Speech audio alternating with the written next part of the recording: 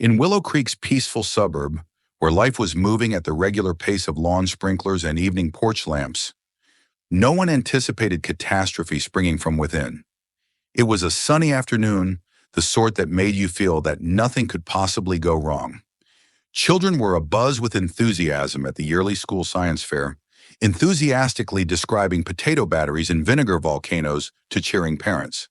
But at precisely 3:17 p.m., giggles converted to bewilderment. Suddenly and without notice, the whole town went dark. All the lights flickered out. Fire alarms shrieked. ICU monitors at Willow Creek General Hospital flatlined for 5 agonizing seconds. Traffic lights stammered to a halt, mid-cycle. Gas pumps turned into useless hulks, and emergency teams scrambled in chaos. My phone blew up with calls, but I didn't have to answer a single one. I already knew what occurred. The wind turbine I'd built on Crestview Hill, a critical source of backup power for Willow Creek, had been sabotaged. Not by nature, not by accident, but by the self-appointed queen of neighborhood aesthetics, Deborah Langston, president of the HOA. It began subtly. My weather sensors flagged irregular data, no rotation coming from the turbine, which usually powered 40% of the emergency grid during storms. I performed diagnostics from my home server. The results revealed one thing: a shutdown that was intentional. No mechanical failure, no bird strike, no debris, only man-made separation. I drove up the road at the back of my barn to Crestview Hill. My heart fell as the clearing became visible. The turbine's enormous blades, once marks of progress, twisted and snapped in two, spread out across the lawn. Taped to the base was a plastic sleeve with a note: "Your windmill infringes on HOA Skyline Code 7.4. Disassemble all components in 48 hours or receive a $500 per day fine. Deborah Langston, HOA President." Let me be absolutely clear. My property is on the outskirts of Willow Creek, just barely within the jurisdiction of the HOA. The turbine was constructed 12 years ago under a FEMA grant, engineered, certified, inspected every year, and totally legal. Deborah did not have control over it, but she had a long-time grudge. She first attempted to have my blueberry arbor taken down as too rustic. She next complained that my koi pond was a flood hazard. Now she had elevated her pettiness to infrastructure terrorism. The next day, a freak summer storm swept through town. Transformers blew. The power grid failed. The blackout was total. Deborah's conceit now had a death toll waiting to happen. I hurried to the substation and found the mayor and fire chief, rain-soaked and standing in front of a dead fuse panel. The first responders had no radio communication. The school was evacuated in complete darkness. The backup systems at the hospital failed. When they saw the note and proof of the sabotage, their mouths hung open. By dawn, Willow Creek had blown up. Local TV vans occupied my front yard. Channel 7 interviewed me by the crushed turbine. Students protested with placards. "Wind power saves lives. HOE, your king, Heartless Overlords Association." Deborah, she doubled down. She put up a manifesto on the HOA website stating the turbine was a visual blight and was outdated, unsafe, and would hurl debris into houses, despite the fact that the closest house was 800 feet away and had been constructed like a bunker. The only thing turbine ever released was power into the grid. I pulled all my documents, emails, certifications, and most importantly, the original FEMA contract designating the turbine as a protected emergency asset. And that's when the regional office of FEMA lit up the shutdown on their microgrid monitor. Hours later, I received a call from Agent Harper of Homeland Security. He told me that in federal emergencies, redundant power connected to hospital equipment is critical infrastructure. Deborah hadn't destroyed a turbine. She'd possibly committed a federal offense. That evening, a FEMA inspector appeared at my doorstep, boots caked with mud from the storm. I turned over everything: paperwork, drone images of the spinning turbine just days before, and lastly, the security footage. It captured Deborah, sun hat and pearls on, gesturing like a general as a contractor ignited a chainsaw. 3 minutes later, the blades fell. "This," the inspector told them, "is going to be a problem." The town didn't wait.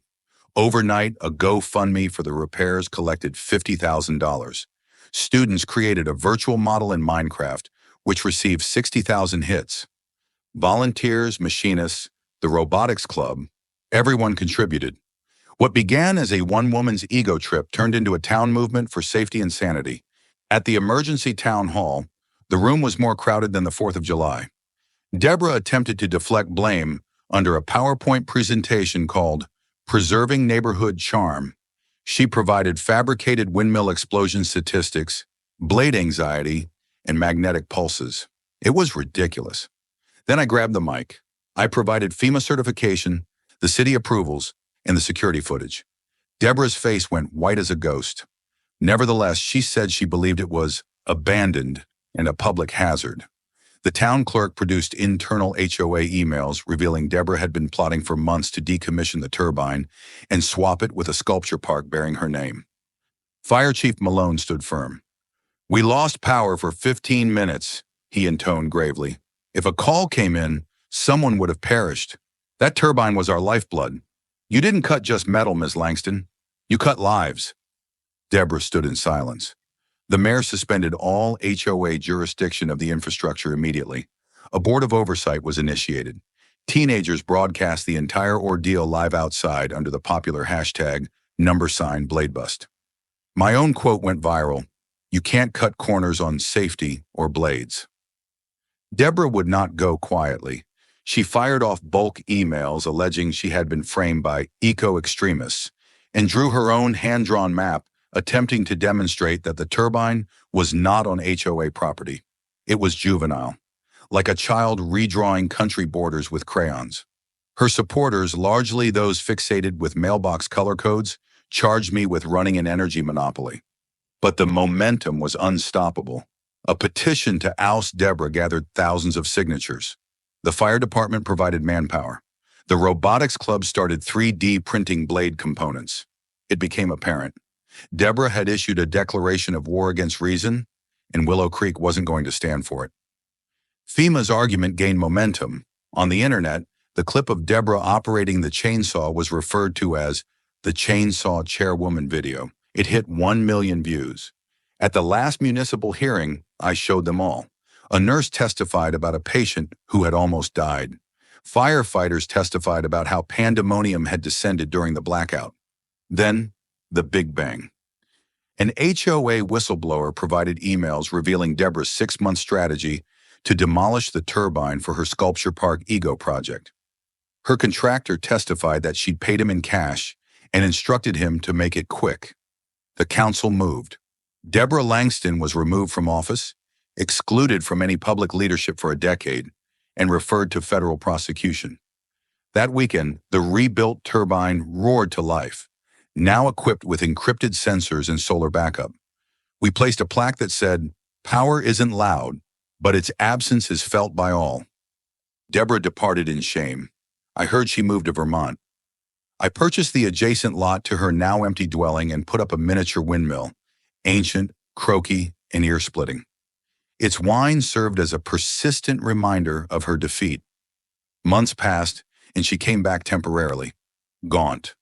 She stood under the turning turbine and spoke softly. I didn't know what it powered. I thought I was saving the neighborhood. I didn't respond, because nothing she said would alter the blackout, the fear, or the danger she wrought. But from her ruin, we took something more. The HOA voted in new leaders. The town adopted a public safety first resolution. FEMA identified Willow Creek as a model of community resilience. The roar of the turbine, once an out-of-way background noise, now was the pulse of a town that would not let ego get in the way of sense, science, and safety. Want more stories of the underdog standing up to the powerful and prevailing?